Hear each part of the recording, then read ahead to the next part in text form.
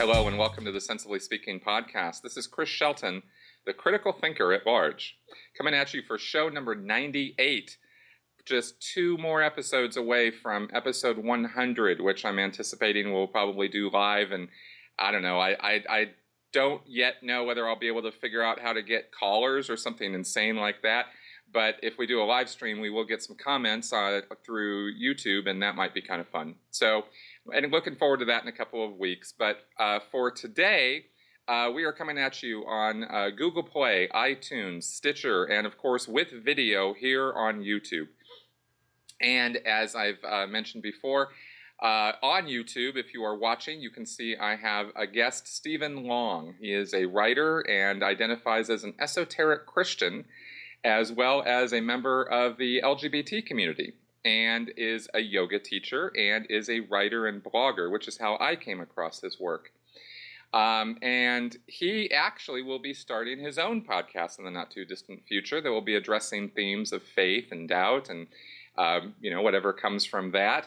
And I'm thinking that we're going to have a pretty interesting conversation today. Now, some people have given me a hard time about calling myself a critical thinker because somehow they think that I am not willing to cast a critical eye towards some of my own beliefs. And my response to that, of course, is I'm happy to hear anything anybody has to say. And if they can convince me to change my mind about just about anything, I'm open to it. And I think that's what I think that's the essence of what critical thinking is all about, is being open-minded, but like Carl Sagan says, not so open-minded that your brain falls out. And in this week's podcast, we're going to talk about some aspects of that, starting with the bad attitude and intolerance that some atheists have towards believers as people, and the problems that creates with people who are on the fence or who have recently come out of their religion or their religious experience and upbringing. Now, this person, Stephen Long, welcome to the show. Thank you. It's awesome to be here.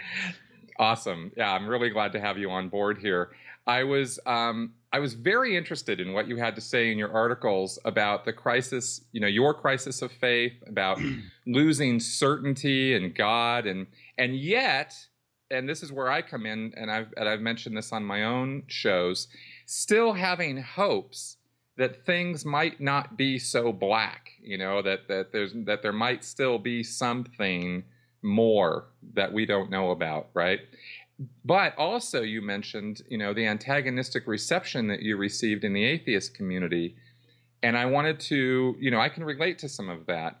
My belief was not in God. I was, Scientology, so it's sort of a spiritual existence. But first off, why don't we talk about your background and what happened with you and what prompted you to write about that? Yeah, so I was raised in a very conservative Presbyterian family. So it wasn't just Presbyterian, it was also charismatic. And so what that means is it would emphasize things like speaking in tongues, the spiritual gifts, spiritual healing. My dad was an exorcist. He is an exorcist still. Wow. And very, very conservative. Yeah, so that's my background. And it combines the really heady and scholarly aspects of Presbyterianism. And so this is a very rare breed of Presbyterian that I was raised as. Both my parents are pastors. So as I like to say, I'm a preacher's kid squared.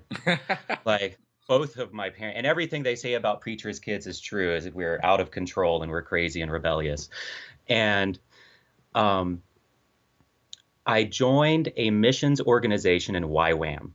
Called YWAM. It is that's Youth with a Mission. It's the largest evangelistic organization in the world. At least it was when I was in it. I don't know if it still is. And I was gay, and my upbringing was very adamant about homosexuality being a sin, not only that it is a sin, but also that you can change this part of yourself. So so basically I am a latent and wounded heterosexual just waiting to be healed by God so that I can become straight and have a wife and have kids and so on. And so that was my, that was my upbringing. So this is full on pray the gay away.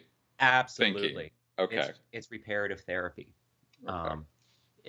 or ex-gay thinking. So the first hit to my faith came when I was in Youth with a Mission, and I started to realize that all of the counseling and all of the prayer and all of the exorcisms I went through exorcisms where people were trying to cast out the spirit of homosexuality, Wait a minute. Healing. You actually had people try to exorcise you? Yes. Yeah. And now wow. I need to clarify, it wasn't the sensationalist type of stuff that you see on, in movies. It was a very calm, very subdued. You did not get the full Linda Blair treatment then? No, absolutely no. I wasn't spewing, pea soup on people. But it was very subdued. It was more like, now in the name of Jesus, I command this evil spirit out of you. And for hours, and so it was very toned down, but that could go on for hours. I mean, a prayer healing session could go on for an hour, 2 hours. I mean, and so I went through several of those, and I went through healing prayer, where that is basically where in prayer with another person, a mentor is guiding you through this healing prayer where they lead you to this place of wounding in your life, in your past, that was the root of your homosexuality. And then you invite the presence of Jesus into that part of your past, into that memory, and it heals your heart. And so then you're able to be free in a way you weren't before. And it sounds kind of similar to auditing, where you go back into your past and kind of try to reframe those memories. But in this case, I don't know if that's a good representation of auditing. But I am going to ask you that while you were just describing that to me, and me realizing that I know so very little about exorcism and rituals and whatnot, but what I do know is I do know about hypnotism, and I couldn't help but think. My question to you was actually going to be, I wonder if the people who were doing this to you actually realize how akin to hypnotism that practice is of the ritual chanting, the repetitive, over and over and over again of the prayer, and the suggestion of, they are driving a demon out of you. Yeah. I wonder if they actually realize that that's how akin that is to. I don't think so. And I don't either. I don't think it's malicious on their part. I really don't. They really believe it. And I think that the reason they believe it is because hypnosis can work. And so, people go through these sessions, people have a problem, people are dealing with something in their lives. They go through this session, you invite this loving presence into that memory through the loving care of this mentor, and together you kind of work it out, and you really do leave feeling awesome. I mean, you leave feeling like something has happened. And so what I found, would you call that a kind of euphoria? Oh yeah. That is very akin to auditing. Yeah.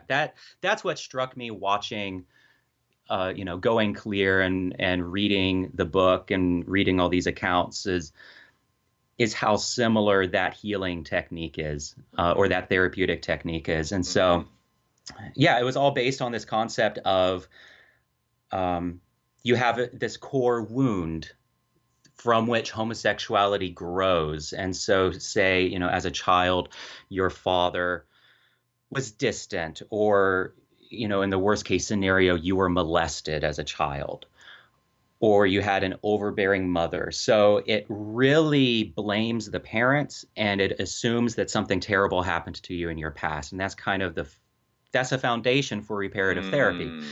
And then that's totally Dianetics. Yeah, absolutely. Yeah. And so it assumes that if you're gay, then you've had some deep wound, and then you go into this prayer session and you deal with it and you try to fix it and you come out feeling great. And then, of course, a day later or a week later or a month later, you're like, fuck, sorry, can I cuss? Absolutely. Not a crap. You're like, fuck, I'm still gay. And, I still like guys. And it didn't go away. Well, what do I need to do? Well, the way they describe it, it's like an onion. So you deal with one layer and then this other layer of woundedness comes up, and then you have to heal that layer, and it can just turn into this endless thing. And I know men who are in their 50s and 60s who have been ex-gay for decades, and they're still going through this process. This is definitely influenced by psychology, because yes. the parallels with coming out of those kind of situations and acclimating to the real world is also an onion layer analogy. Yeah, and the guy who started reparative therapy is named Joseph Nicolosi. He actually just recently died, and he was the pioneer who started this. He's a conservative Catholic, and he was the one who popularized that whole belief, and he's a psychologist. So, well, no surprise there at all then. Yeah, exactly. Wow. Kind of it's almost, I would call it the dark side of psychology or psychological technique to be doing that sort of thing on people. And it's funny, they call it black Dianetics in Dianetics when you corrupt Dianetics principles, and yet that's all a sham, because Dianetics itself is a corrupt technique. Yeah, so Hubbard was real good at that sort of thing. But anyway, we don't need to make that the whole theme of the show. Carry on with your story. Well, basically, being on the mission field, I was in India and China for a short time, and I was stationed in bases which were very insular, very regimented, and I just plunged into this really, really deep depression,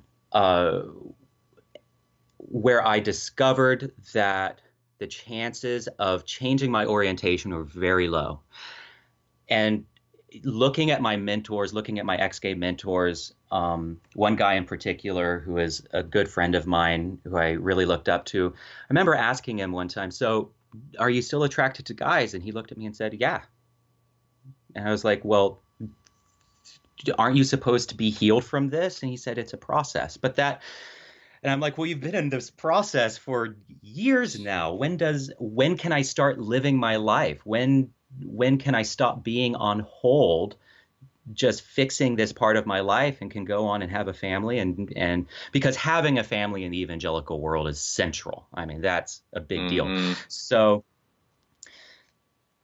it was when that happened, when I realized slowly that ex-gay therapy doesn't work, that A, I plummeted into a really deep depression, and B, my faith started to shatter.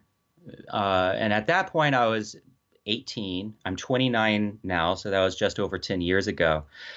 And I would say that was the first time that these really deep doubts about the authority of the community I was in started to enter my mind. If this is wrong, if they're wrong about this, then what do I do? And especially if I can't change my orientation, but Scripture is so clear about homosexuality.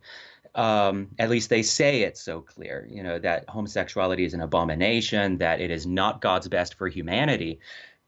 Well, then what do I do? If I can't change this, and yet it's an abomination, well, then that just means I'm trapped. And what does that say about God? What does that say about the church? What does that say about me, that I'm in this permanently broken state? And that devastated me. That destroyed me. And I've basically, I would say from my YWAM experience, I left YWAM when I was 19 and then went to college. And I've spent the past 10 years working through these questions and taking my time with it and trying to be as deliberate and as patient as I can be with it, even when it was very painful and very difficult. Okay. So you do or do not, you identify as an esoteric Christian. Yeah. So you're not an atheist. So here's where some of the delineation needs to come in. Yeah. You know, Carrie Poppy wrote her or did her great TED Talk, our, you know, mutual, we're in her admiration society. Yes. In fact, that's actually, I failed to mention this earlier. That's actually how I found you, was she retweeted an article you wrote or something that you had written, and you had been appreciative of her TED Talk. So go ahead and get into that. And that's how I found you. And I totally fangirled when she retweeted that. I was like, oh my God. Of course. But so in her TED Talk, she talks about inner truth and outer truth. And she talks about how outer truth are the claims we make about the external world and the universe. And those outer truths need to be in line with with science. They need to not be contrary to reason. They need to be within the magisterium of science, if you will. And because that is the best way that we understand reality. And it's this revolution in understanding the world around us, and I have to accept that. In regards to external truth, the most honest answer I can give is I don't know. There is no proof that I can see of a God. You know, I read the work of atheists, and it's taken me a really, really long time to get here. I've been dealing with this for years. Mm-hmm. Reading the work of atheists and accepting that I have no good alternative and that what they're saying is not contrary to reason. Mm-hmm. But Carrie Poppy then goes on to say that there is inner truth. And she uses the metaphor of Jesus, where she says, you know, what if someone were to say, I don't care if Jesus was literally raised from the dead. That metaphor, that symbol is so meaningful to me, and it informs my life so much. And I find so much enrichment in that metaphor. That is an inner truth. Right. And, you know, watching her TED Talk really put things together for me. And I think you read the article where I talked about this. Where I was able to recognize that my faith has been on a journey from outer truth to inner truth. And so, you know, if someone were to come at me and say, well, what do you believe that there is an afterlife? Do you believe that there is a God? Do you believe that Christ literally raised from the dead? And other things that are absurd, like the virgin birth. Mm-hmm. Scientifically absurd. Do you believe those things? I would have to say, no, not really. And the most honest answer I can give is, I don't know if there's a God. And if there is a God, it will probably look very different from what the world's religions have demonstrated him or her to be. Mm-hmm. And yet, at the same time, my faith, despite all of the abuse that I've been through, has this underlying core of immense value to me. And could I be happy without it? I probably could. Can society be happy without religion? I think so. Can there be a healthy society without religion? Absolutely. But does that mean that I want to give up this aspect of myself? No, I don't. No more than I want to give up a great novel that I love, Lord of the Rings, you know, whatever. I don't want to, because it is something that has been incorporated into my core identity, and to lose that would be to lose an aspect of who I am. And so now when it comes to external truth claims, though, it does leave me in some very hard places. And I would say that it is, in some ways, traumatic. You know, I've spent close to 30 years of my life believing that I'm immortal. believing that through the sacrifice of Christ, I'm going to live forever. Well, for the first time in my life, I'm confronting that might not be true. Okay, that's fucking terrifying. That is for your life to be cut off by an eternity, to be truncated by literally an eternity. And, we're always told, well, the next life, it's going to be so much better. It is going, in scripture, it says, no mind has seen, no ear has heard how incredible heaven will be. It is beyond comprehension. To lose that is a really shattering loss. Yes. And that leaves me in a hard place. And so there are days when I'm able to handle it really well. And then there are days when the existential angst creeps up on me and it's just paralyzing and it devastates me. And so where the esoteric Christian comes in, I kind of made that term up. Actually, the term comes from a book that I really love called Meditations on the Tarot. And it's by an anonymous writer, and he was a member of the Golden Dawn, which was, the big occult group that Aleister Crowley came out of. And then he that's left. Part of the OTO.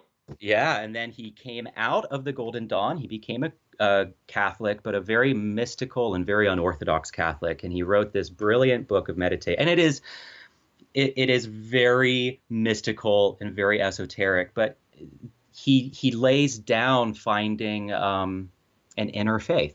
And he says there might not necessarily, I'll probably really misinterpret his words, but there might not be a devil, but the devil is within us. It is the part of our psyche that can do great harm. That there is an esoteric and mystical inner faith that is not concerned with the outward dogmas of the church. And he uses the metaphor of, the really famous depiction of the Last Supper, where St. John is reclining his head against the heart of Christ.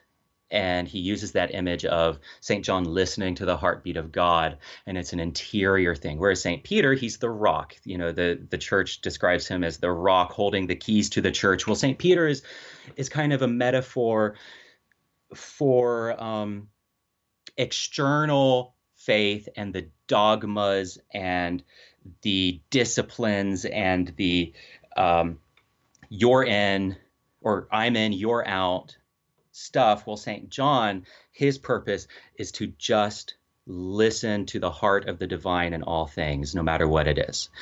And it isn't concerned with what St. Peter does. And when I was still Christian, well, I consider myself still Christian, but when I still held external beliefs about the world as a Christian, that concept really appealed to me, that I can have an internal experience of mysticism, of meditation and enlightenment that doesn't necessarily have to say anything about the outer world. And, a lot of people hearing this will probably think that maybe very naive and very underdeveloped, probably. And that I think is part of the point, is this is still a process for me. I'm still in the middle of this. And so that's where the term esoteric Christian came from, is I'm about the inner life, and I can't make claims about the outer world, but for an internal narrative, that's where my faith lies. Right. And I don't think it would be, my place or anybody else's place to put judgment on that or tell you what subjective experience you're supposed to be having in order to make it suitable to my idea of how your world is supposed to be. I think that's where I think what I just described is the very definition of tolerance of belief. Absolutely. Right, as I approach it. And absolutely. And I'm glad we're having this conversation to be able to make that abundantly clear. Yeah. What business is it of anybody else to put judgment on what's going on inside your head. Yeah. Right? Absolutely. Especially when you're taking such effort to discern, the difference between inner truth and outer truth, as Carrie laid out in her TED Talk. And I should probably put a link to that TED Talk in the for sure. show notes here so people can check that out, because it's a very good talk. People's inner truth is, I think, as individual from one person to the next as their DNA. I've commented before that I don't think you'll find anybody who has the exact same beliefs as anybody else. I think they'll find their idea of God, their idea of what worship is, what prayer is, what faith is, what their understanding of what's going to happen to them after they die. I think all of these things would have vast chasms of difference between one person to the next, who might outwardly, their outward truth looks exactly the same. Exactly. I've accepted Christ. I go to church every week. I pray. And yet, if you could peer into their head, you'd find a wholly different experience from one person to the next to the next. So so this is why I think that this judgment factor needs to just go away. And what I was, and of course we instantly go to, well, what are religious believers going to think about all the things you're saying? But what I got interested in was, you mentioned to me that the response from some atheists to your work and the journey you've been through has been what you said was withering. And I wanted to find out, it seems to me that if there is any group of people who should actually have some idea and concept of what you have experienced and be tolerant of and understanding of what you're going through, it would be atheists. And yet that's not always the case. What happened? Well, so my blog started to get a lot of interest from atheists and people just outside of religious communities. And it started to get a lot of interest from people within religious communities working through faith and trying to, and that is a huge population of people who are still in it, but are sorting through it and dealing with doubts. But I did also get a lot of atheists reading my work, which was great. But they would send me things that were very uncharitable. And they would say things. They would often lecture. They would often say, "Well, Stephen, why don't you just admit that you're an atheist? Why don't you just admit it and move on? It's time for you to move on. This is an abusive system. This is you've been mulling over this for way too long. You just need to shit or get off the pot, like deal with it and become an atheist." And you, have you not heard that term before? Oh, no, I totally have. Oh, yeah. Okay. No, I get exactly good. what you're saying. You're making a face. No, my face is. Are you responding to the atheist, or are you responding to my response is to the atheist, because I'm like, why the obsession with the labels? Like, why do we have to be so desperate to build our number by one more who says, okay, I'm an atheist? Exactly. Well, and finally, one guy, after literally months of him messaging, I finally just sent a message to him back, and I said, I find you incredibly unhelpful in what I'm doing for this journey that I'm on, and so I'm going to disconnect from you. I don't find you helpful at all. And so I've had to do that with some people. So the response from atheists to me has been on kind of two levels. One level has been people personally responding to me and to my work. But then the other level is kind of the culture at large, and what someone who is, the atheist culture and their figureheads like Sam Harris, Richard Dawkins, Christopher Hitchens, and so on, who are all great, smart people, brilliant people who really challenge me, and I appreciate about them. But the culture and a lot of these spokespeople, are terrifying for someone like me who is on this long, slow, excruciating process. It is not hospitable. And I feel like in order to And I am aware that this is entirely subjective and that my perception of them may not, in fact, be reality. And well, that, sure. and so I totally acknowledge that. Good. But my perception has been a lot of hostility, a lot of black and white, and an expectation that I have to say that religion is all bad. And that it is the source of all woes. And I have a fundamental problem with that, because I think in order for people like us to move on, we need to see some good in our experience. We need to get something good and redemptive from it in order to move on, in order to be integrated into that experience, in order to integrate it into us so that we can move on to the next step, whatever that might be. And so for to hear people say it is nothing more than a parasitic meme that infests the human mind and causes carnage and destruction, in a lot of ways that is certainly true. But I think that there's a whole other realm of beauty and artistry and meaning and community and worldview and just the whole human experience that is missed. And to take that out of myself is to amputate myself. I just can't do that. And so for a long time, I found myself in this really difficult place of being of basically trying to find an atheist who wasn't an asshole about it. And so I like went on this quest trying to find skeptics with whom I felt like I could be myself around, with whom I felt like I could be in this, well, I don't know. And having days where I'm like, there's absolutely a God, and that makes sense to me. There is absolutely, the Christian faith is absolutely true. And sometimes I would have those days, and then I would have other days where I was like, this is totally false. There's no way that this is true. And as you come out of a religious experience, it isn't a turn on or off. It's more of like a slow booting down. It's flickering in and out and in and out and in and out until then maybe it goes away completely. But that process can last for years.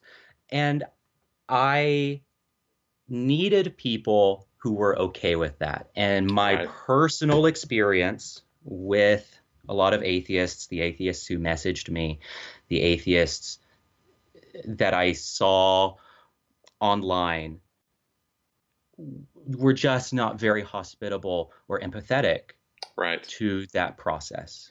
Right. Yeah. And I think that the message here to anybody who's listening, who are people who are atheist activists or people who are interested in helping people along, is not shut up.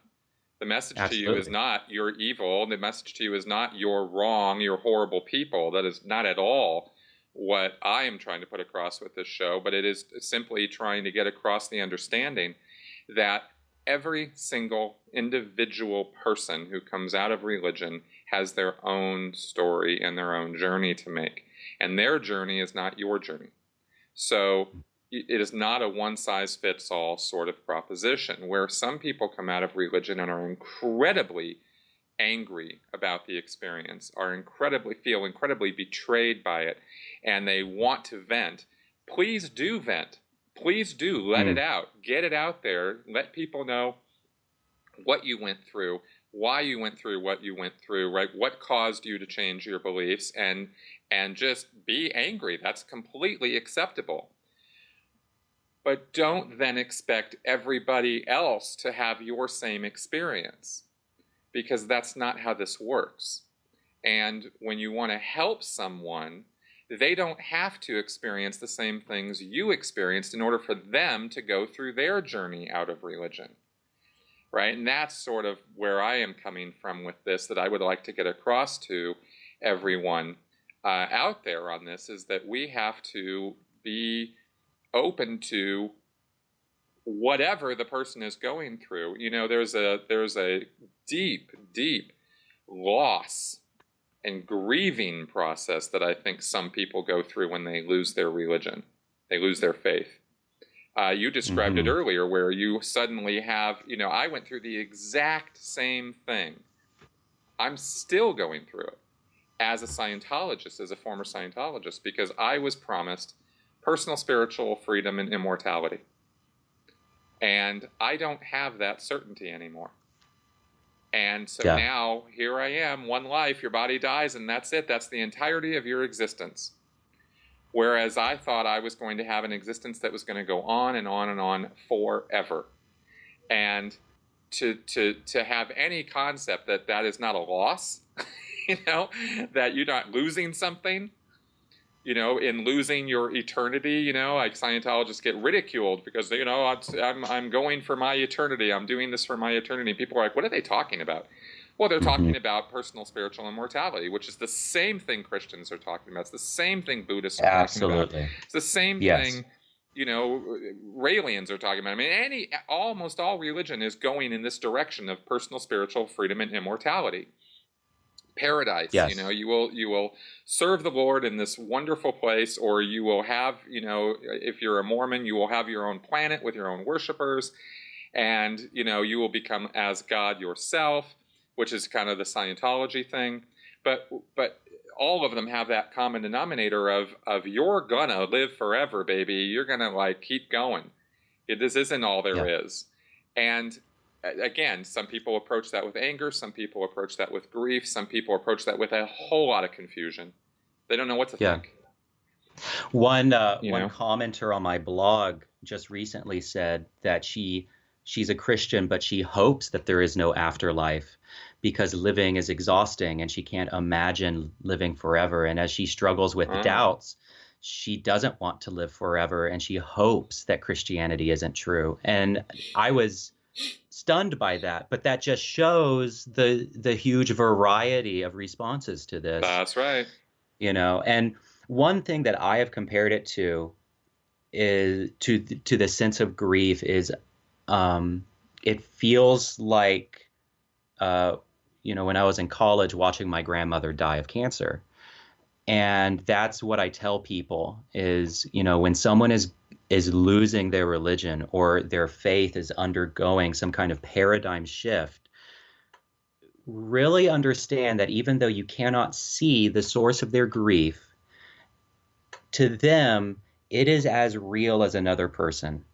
In fact, maybe even more so because it's within them. It's under their own skin. And respond to them with as much care and with as much patience and with as much kindness and empathy and with as much presence as you would someone whose spouse just died, whose child or parent just died. And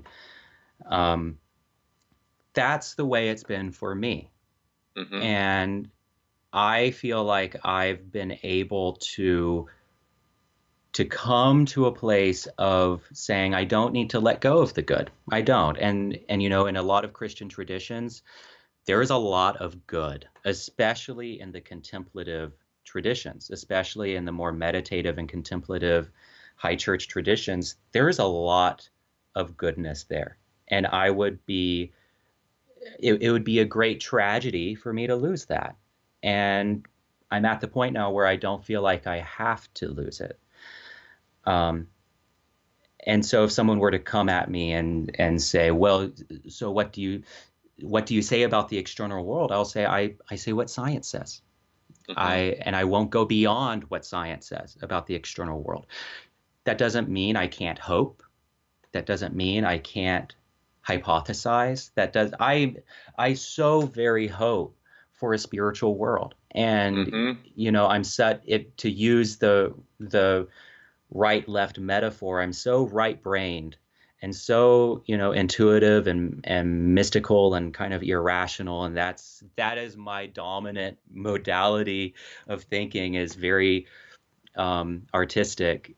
And I think because of that, there will always be a part of me that hopes and believes for an immaterial world. And that is more real to me than, say, someone else who's been an atheist their entire life. But just because I have that hope does not mean that I believe it, That doesn't Right. mean that that doesn't Right. mean that I go beyond the claims of science. Right. And Yeah. those are such important distinctions. I make the exact same Yeah. distinctions. Having a hope of something is not at all the same as having a fervent belief in it. I hope I'll win the lottery, but I don't believe it's going to happen. It'd be nice, be great. I'll buy a lottery ticket in the hope that it'll happen, but I'm not sitting there. It's going to happen. I am certain. That's not. Come on. Yeah. You got a 1 in 10 billion chance. So, so maybe but if it can provide you with some degree of inner comfort, some degree of like, okay, I can get through the day because maybe there's something to look forward to. Well, who is somebody else to tell you to stop thinking that way? Yeah. Right? Absolutely. And, another thing is I've just recently discovered a fantastic author named Mike McHargue. And I think you would really love him. He goes by Science Mike online. And he wrote a book called Finding God in the Waves, which is about exactly this, where he was an evangelical Christian. He runs the podcast The Liturgists, by the way, which is also about this topic. But he was an evangelical Christian, was a church leader, and then he became an atheist. And he describes in really good detail just how traumatic and excruciating that was, not just for him, but for his family, and how his wife almost divorced him and all of this stuff. But one of the things that he does is he covers the research of a guy named Andrew Newberg, who's the pioneer of a field called Neurotheology, which is basically showing the effects of religion on the brain. It doesn't make claims about the external world. He isn't saying, Andrew Newberg doesn't say anything about the supernatural. He just says, this is what people who claim to experience the supernatural, this is what's actually going on in their brain. Oh, isn't that a fascinating study? Yeah, it's fascinating, and it's really paradigm shifting because it means two things. I mean, it means people are actually experiencing what they say they experience. Right. Okay? Right. It means that people, when people speak in tongues, which I have, and in fact, I still speak in tongues. When people speak in tongues, your eyebrows went up. I did. I'm going to ask you about that. Yeah, for sure. We can talk about that in a bit. So when a Buddhist meditates, what the research of Andrew Newberg shows is that the parts of their brain that show spatial reasoning shut down. And so that immersive experience with the universe, where the boundaries between all things dissolve, they are actually experiencing that on a neurological level. Okay? So this has some really big implications. For religious people, it means that it might actually be in the head.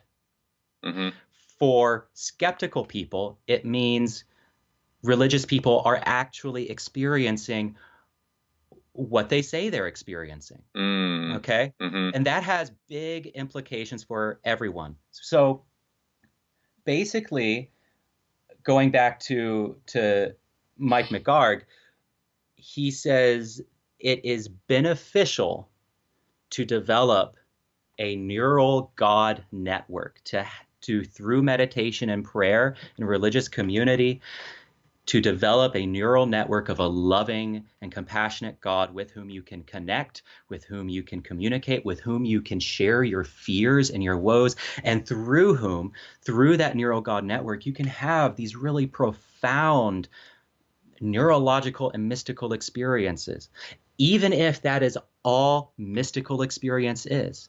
And even if you approach it with the skeptical mind and say, I know that this is all in my head. I know that I can't make external truth claims that go beyond science. I know that. You can still develop this deep neural God network, and it can cultivate empathy, it cultivates kindness, and it cultivates hope in a very chaotic world. Sounds kind of or akin to or related to, like Sam Harris does meditation.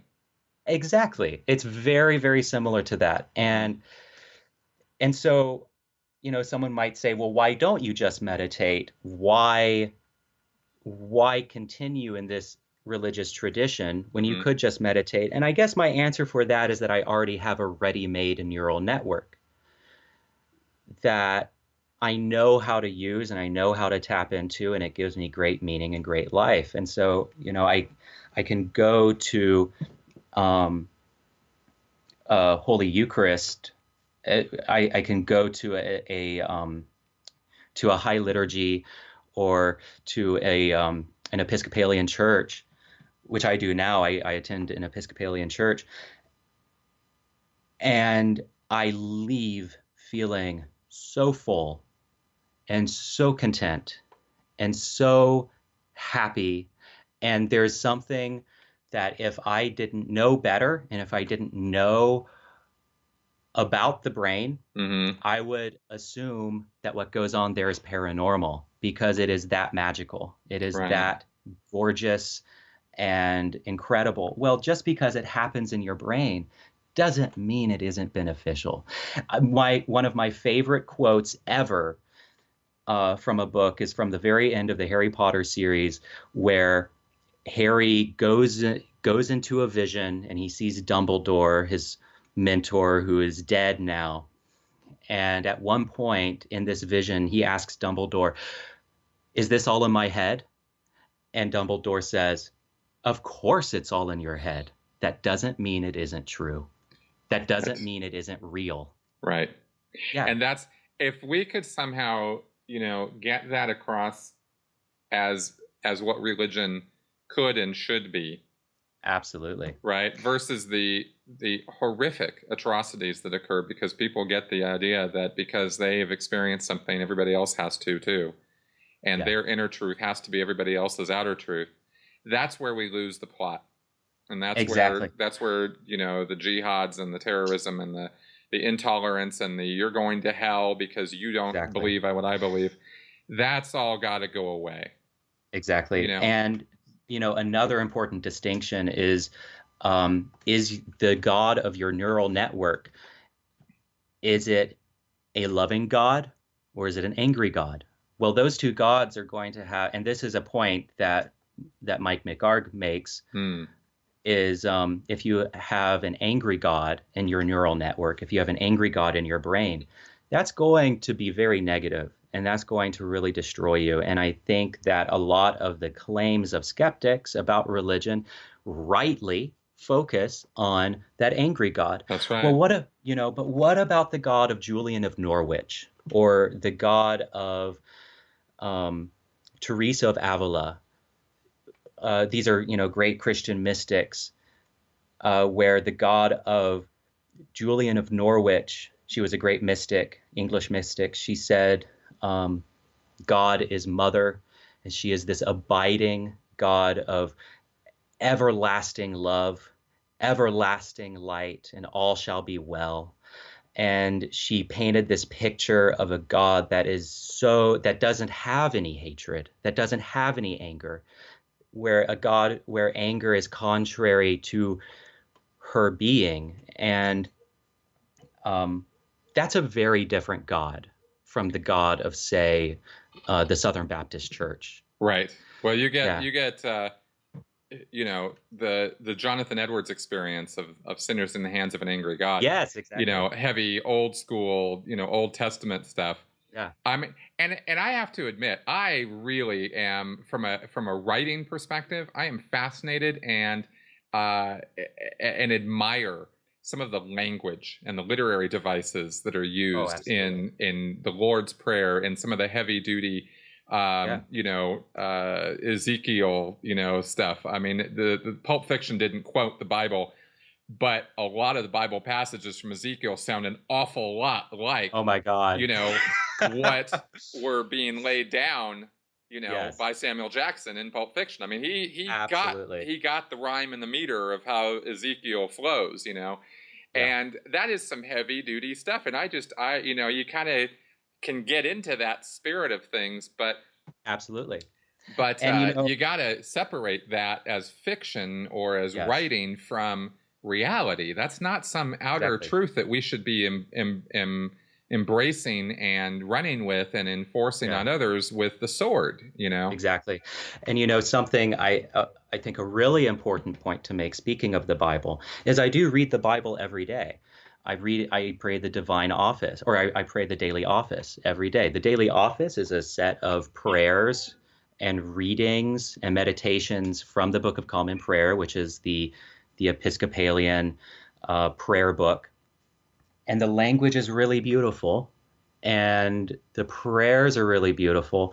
And then I get to the part where I read scripture, and that's fucking horrifying sometimes. Right. And, right. I've always struggled with the Bible, but when I'm able to frame the Bible as this is not written by God, it is inspired by God in the same way. It's inspired by God in that it's about God. Okay, yeah, I get that. But it isn't right. God's spoken word. It's people trying to figure out who God is and their understanding of God within their very limited and at times horrifically barbaric age. And if I approach it that way, that has value. I think, for me at least, it's valuable for me to see how previous people have tried to understand God and the horrifying things that it has led them to, and then some of the good things that it's led them to. Seeing the Bible not as a single book, but as a collection, as a library of books that spans thousands of years, and it being an ongoing conversation between religious leaders and scholars and rabbis about the nature of God. Well, if you see it that way, you get a very different perspective of the Bible. This is an ongoing library, and there's some horrifying stuff in it. They're the texts of terror, as they're called, and then like Sodom and Gomorrah, and like Noah's whole. I mean, that's just genocide. Oh my God, yeah, right? The genocide, or all the other forms of genocide. Right. Right. I mean, there's just no other word for it, Yeah, no, there's no other word for it. And, people would say, so you read the Bible, do you think that's okay? I'm like, no, of course genocide is not okay. It's horrifying. And Christians, and one thing that I think really troubles me about Christians, especially evangelical Christians, I mean, in American Christianity, is that when it just doesn't bother them. There's this total desensitization to cosmic gas chambers, which is hell, where, God, like this cosmic Hitler figure, ethnically cleanses the universe of these undesirables for all eternity. I mean, that is a horrific thing to grow up with. Yeah. And it just doesn't bother them. And I feel like one of the big challenges with a lot of Christians, it was a challenge for me, was connecting the dots, because I feel like a lot of those passages in the Old Testament are really removed somehow or compartmentalized somehow. Well, we know already, I mean, from our own cult experiences and from, just what you see in political arena, in the sports arena, you see how people can, the mental gymnastics people are capable of engaging in are awe-inspiring. They are awe-inspiring. And I did that. I did the mental gymnastics. Yeah. And for a long time. I just have to comment, since we're right on top of this, like just last week I had Jim Helton, who's American Atheist, on here, and we were talking about the Ark Encounter and the fact that it's, that it popularizes genocide and incest, right? And some guy, some believer just had to come on and comment that it wasn't genocide. Well, show me where it says it's genocide or incest. Show me where it says that there's any incest. And you're like, dude, do you have two brain cells to rub together? Where do you think the population came from after that, right? But even worse was his comment that it wasn't genocide, it was justice.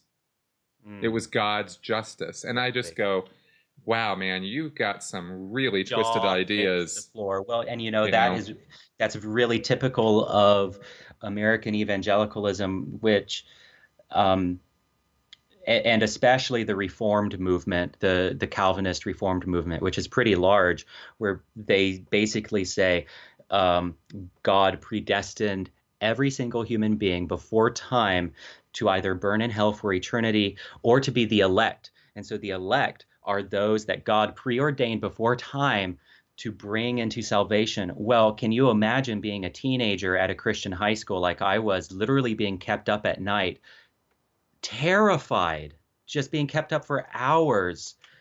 What if I'm not the elect? Mm-hmm. How do I know if I'm the elect? Am I going to burn in hell for all eternity? I mean, this stuff is really, really real to kids. That is almost child abuse.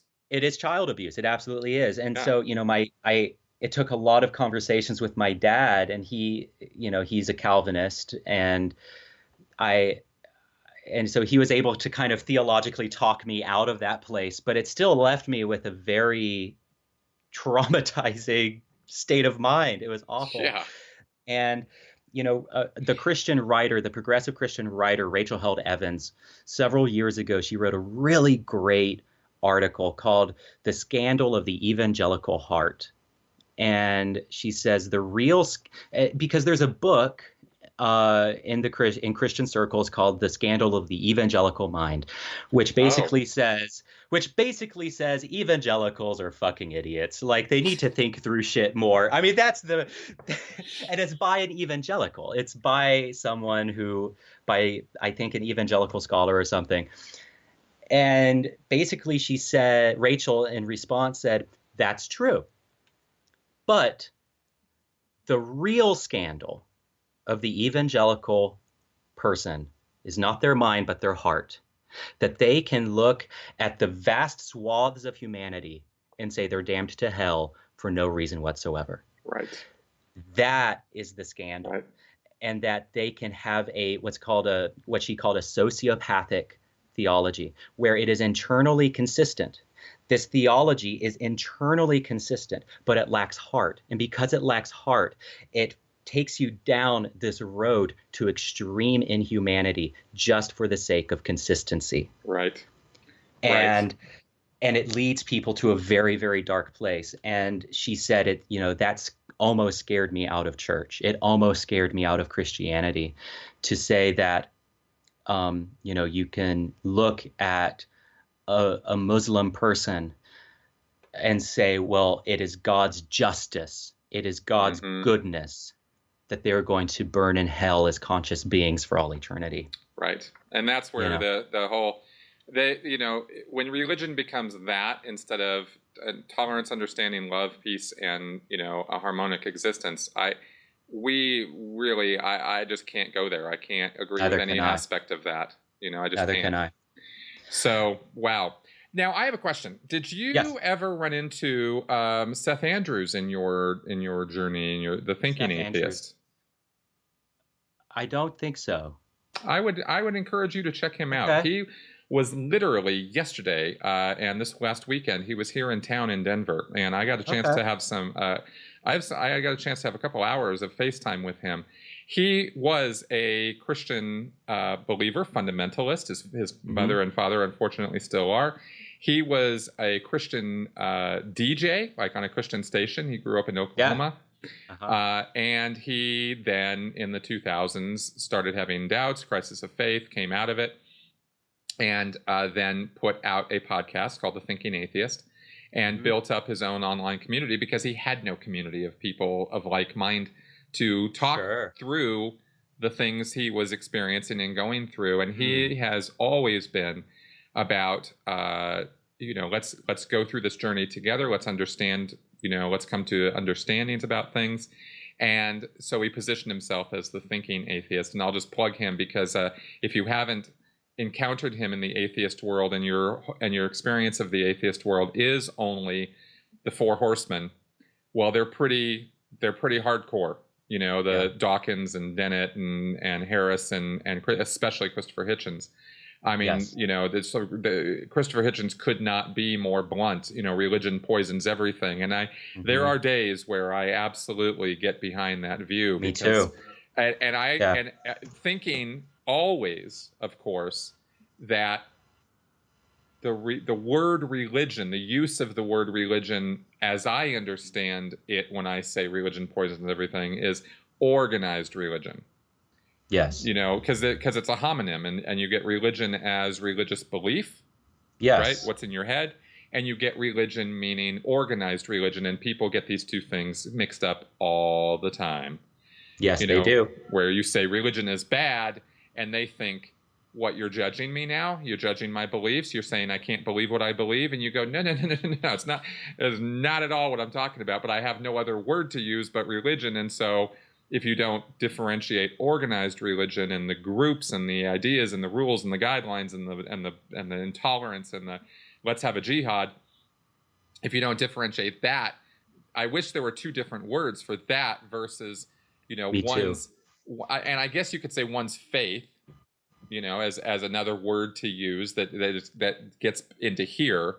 Yes. If you could differentiate those two things so that people really get that when you're saying, look, there's some things about this that aren't so great about religion, that they really get that you're not talking about what's going on in their head necessarily, or their personal relationship with Jesus, Yeah, and even that gets tricky because sometimes what's in the head is deadly, and sometimes what's in the what's in the community is fabulous, like the Quakers. Right. I mean, when it comes down to religious communities who consistently been on the right side of the history, I think the Quakers take the cake with that, where they are just fantastic. They've always been on the right side of civil rights, right side of justice, right side of gay rights. They were pro-gay rights like decades ago before it was ever a thing. Wow. I mean, they are one of the most progressive and activist and wonderful groups. They don't even care if you believe in God. Just show up and meditate for an hour. Like they really are fantastic. That's impressive. I know the only thing I know about the Quakers is Quaker Oats. Yeah. Oh, I mean, that's pretty wonderful. sad. I don't know anything about it. Interesting. Yeah. And so there are times when what's in the head, like I said, the angry God neural network, that can be deadly. And then there are also times when the external community of it can be great, can do really wonderful things. Yeah. And so, but I agree, that's an important division to have. Yeah.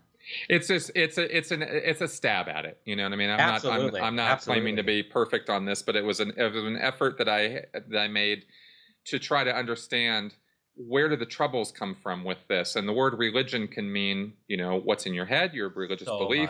It can mean your religious activity. You're going to your prayers, you're going to your church and this sort of thing. And it can mean the organized religion. Absolutely. And the word religion meets all of these things, and so we get it. It does. The conversation just goes crazy down the toilet so quickly sometimes when you can't be clear about these things. And I would consider myself a deeply religious person, and that would confuse a lot of people. Right.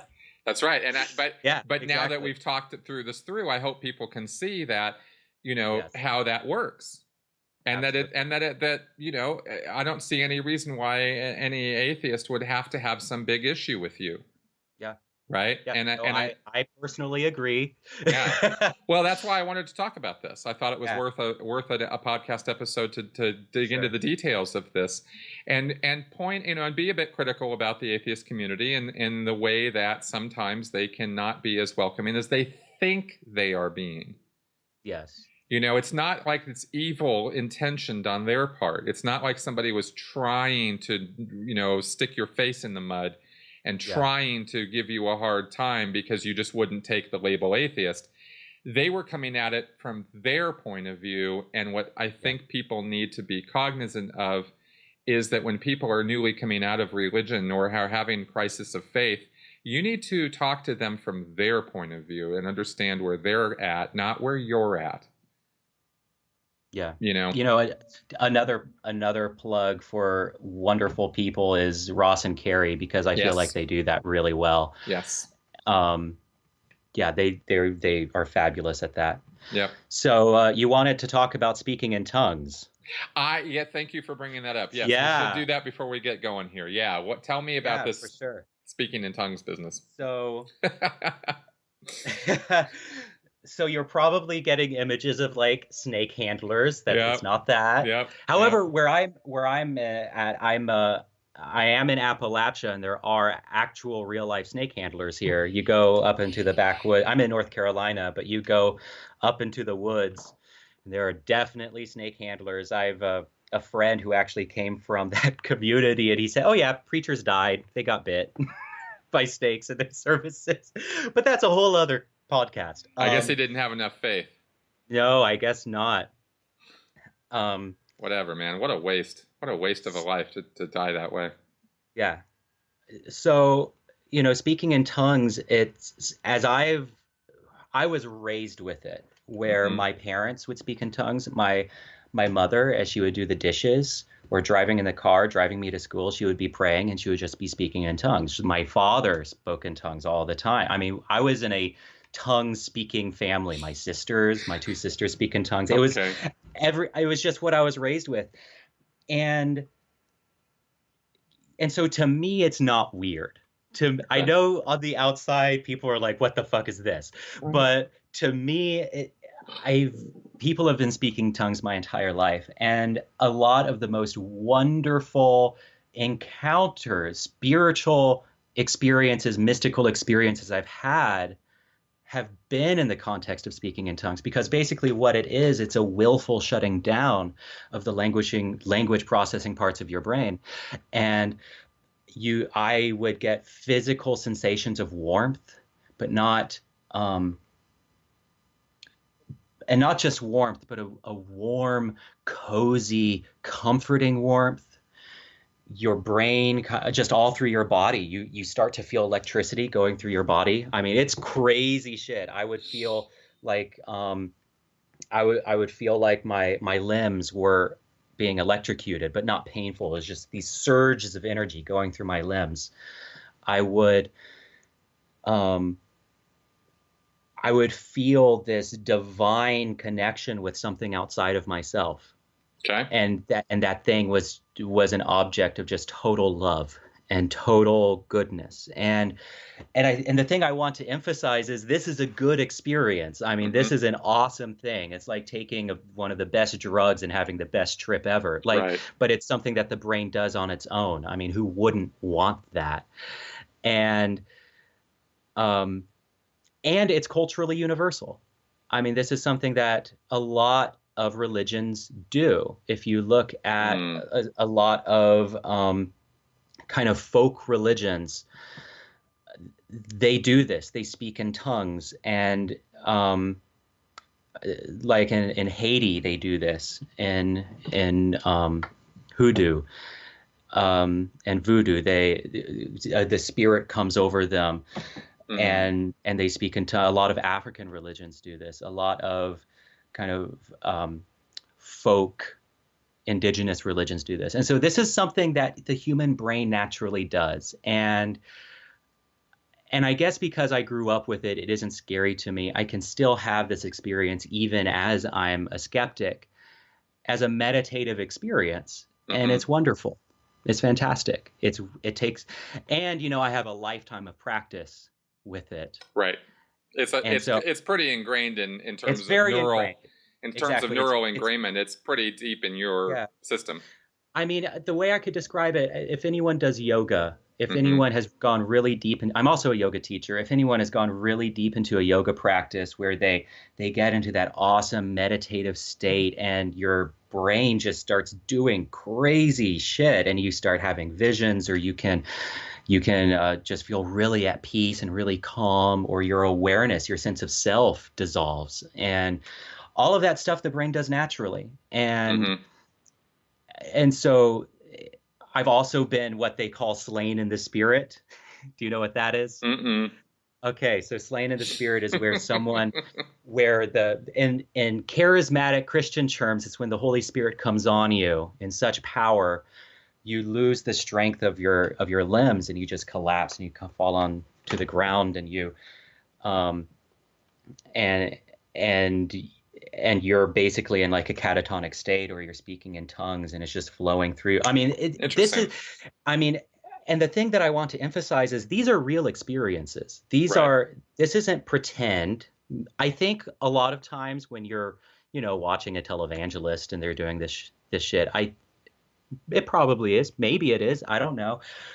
I think there's a good case to be made that it is, that it's showmanship. But the stuff that I've experienced when the cameras aren't running, when they aren't selling anything, these are real experiences that I've had in a community. Right.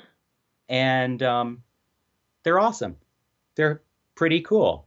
And I would love, in the same way, I want people to have a, for lack of a better term, a mystical experience in my class. I don't think there's any reason for people not, if they come from a charismatic background, to not retain that, even if they become skeptics. Right.